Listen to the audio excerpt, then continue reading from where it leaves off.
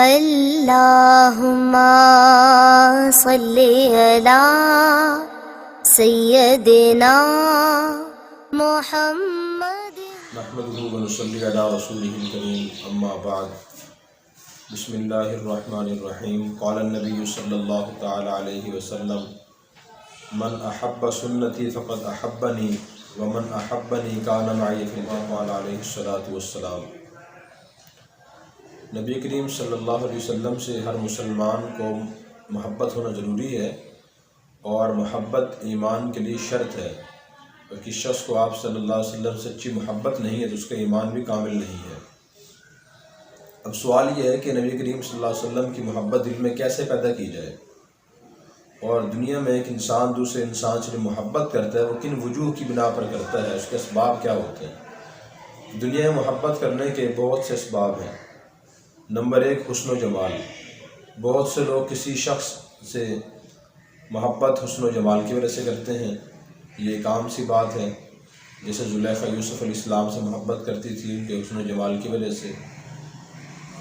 حسن و جمال دیکھیں تو آپ بہت زیادہ حسین و جمیل تھے۔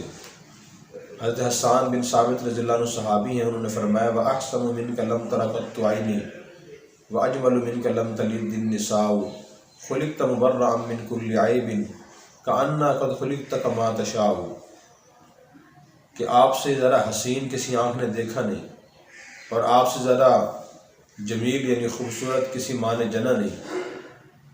آپ کو اللہ تعالیٰ نے ہر عیب سے بالکل پاک اور صاف پیدا فرمایا تھا، گویا کہ اللہ نے آپ کو ویسے پیدا فرمایا جیسے آپ نے چاہا۔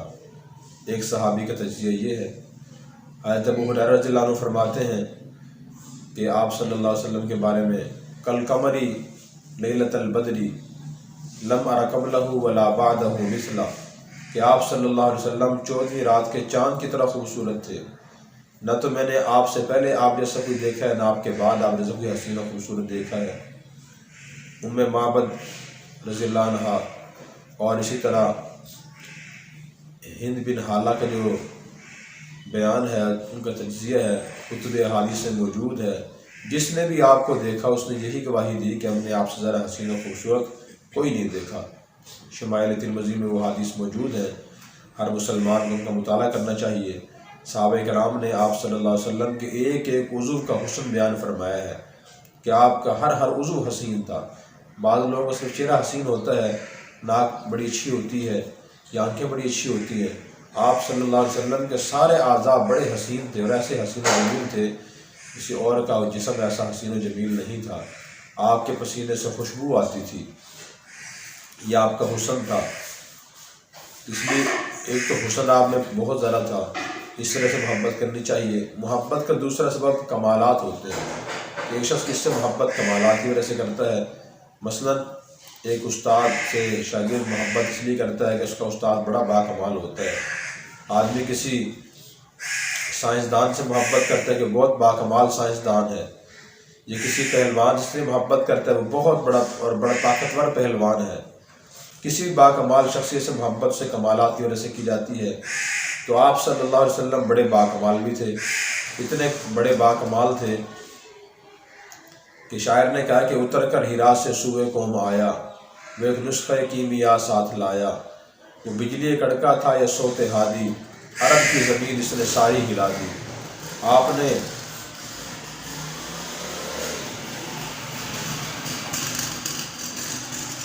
امن، ہمدردی، خیر خواہی اور محبت کا ایسا انقلاب برپا کیا کہ دنیا ایسی مثال پیش کرنے سے عاجز ہے کہ جس معاشرے میں کفر و شرک، ظلم و ستم اور گمراہی اور ضلالت اپنی انتہاؤں کو پہنچی ہوئی تھی، بد اخلاقی اپنی انتہاؤں کو پہنچی ہوئی تھی، آپ نے ان کے مخالف اچھی صفات اس معاشرے میں پیدا فرما دی۔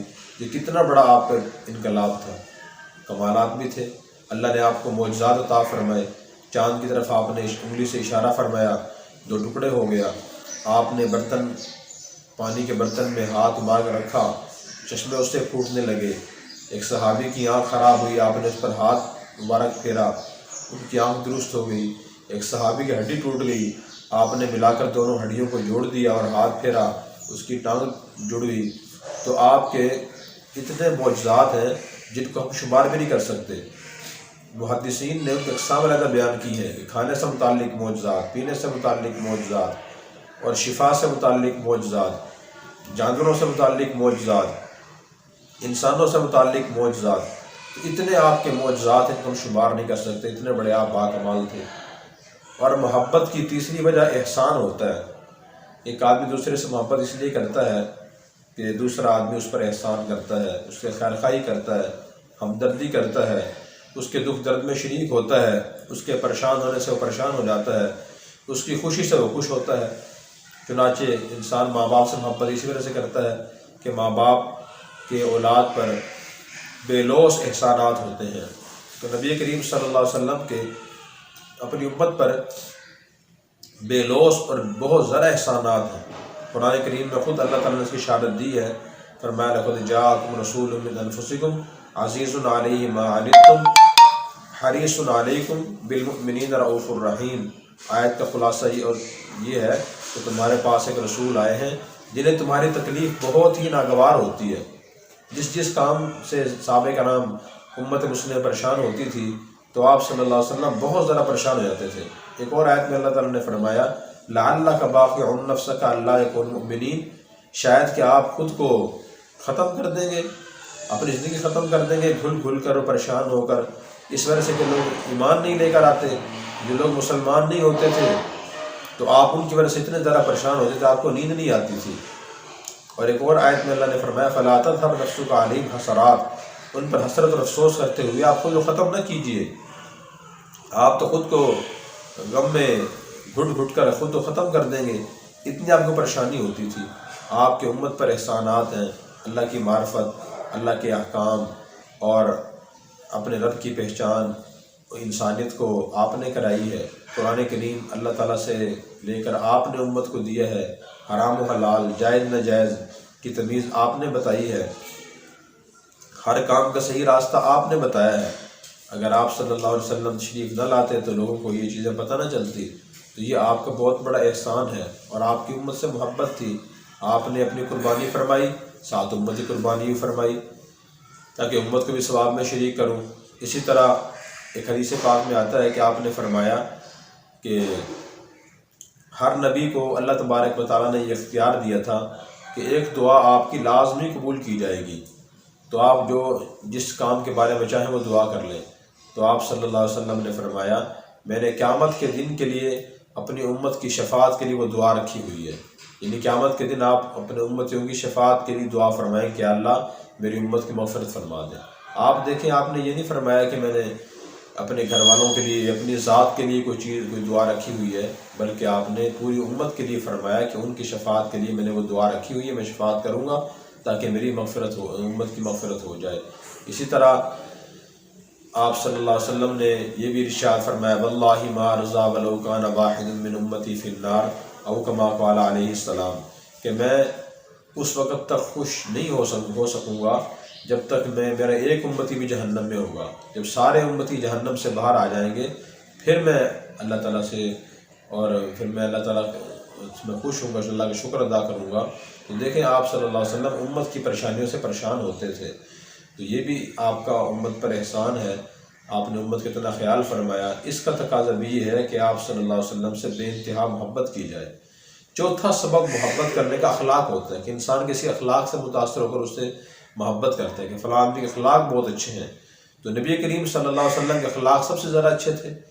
خود خالق کائنات نے اس کی گواہی دی، قرآن کریم کی سورہ قلم میں ہے، اللہ فرماتے ہیں اِنَّكَ لَعَلَىٰ خُلُقٍ عَظِيمٍ، کہ آپ اخلاق کے عظیم ترین مقام پر فائز ہیں۔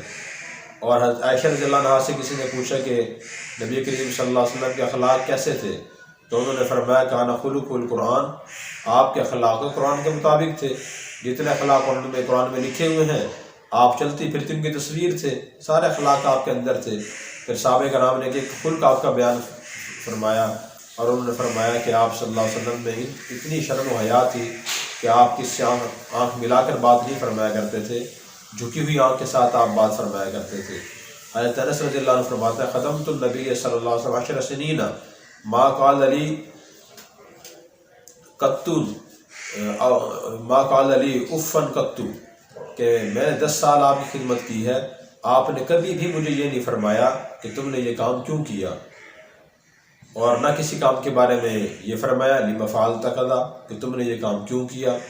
حضرت انس فرماتے ہیں کہ میری عمر، میں 10 سال کی عمر کا بچہ تھا اور میرے سارے کام حضور کی منشا کے مطابق نہیں ہوتے تھے، لیکن آپ نے مجھے کبھی نہیں فرمایا کہ آپ نے یہ کام کیوں کیا اور یہ کام کیوں نہیں کیا۔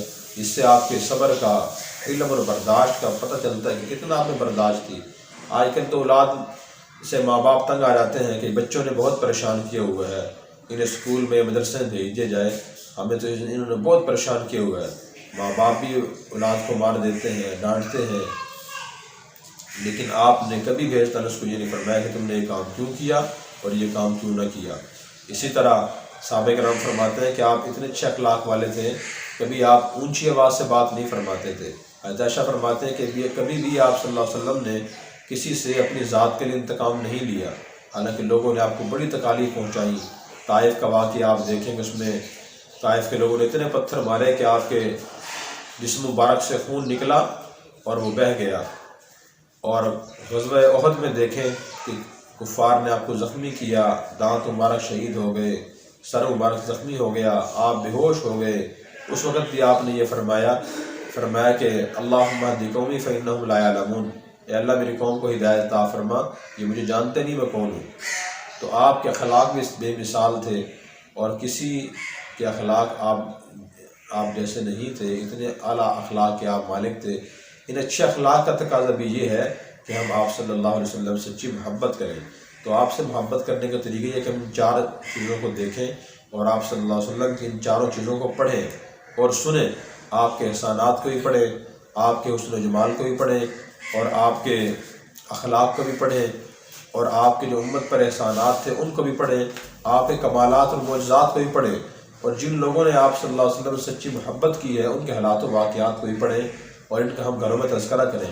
ان کا تذکرہ کرنے سے اور پڑھنے سننے سے انسان کے دل میں نبی کریم صلی اللہ علیہ وسلم سے سچی محبت پیدا ہو جاتی ہے، پھر وہ محبت انسان کو آگے لے کر جاتی ہے، اور اسی پر دنیا اور آخرت کی تمام اچھے اعمال اور اخلاق کا دار و مدار ہے۔